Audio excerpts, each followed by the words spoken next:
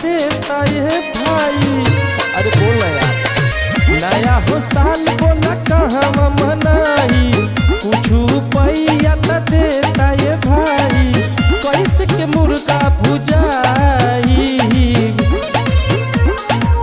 DJ गली में तबाजी हो डीजे तू बोलाई बोलाई, आए हाय रे रात भर नचाई, आए हाय रे हम नियर मनाई।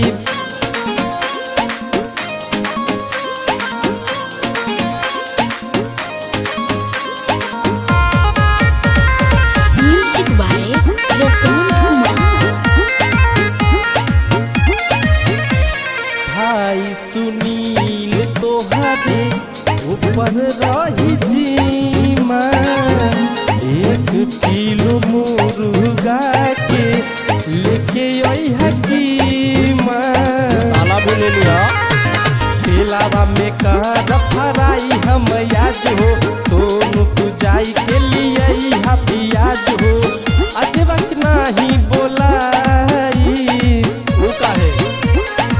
डीजे गली में तबाजी हो डीजे तू बोलाई की बोलाई, आए हाय रे हम रात भर नचाई, आए हाय रे हम नियत मनाई।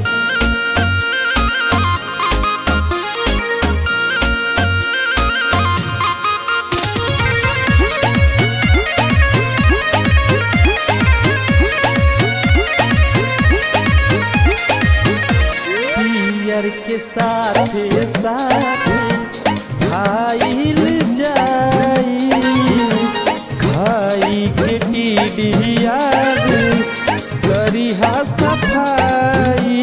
1 नंबर का बात है। गौतम के गाना पर मची जाई धूम हो, नाची दीवाना माता पूरा झूम झूम हो, वलुम फूल बजाई।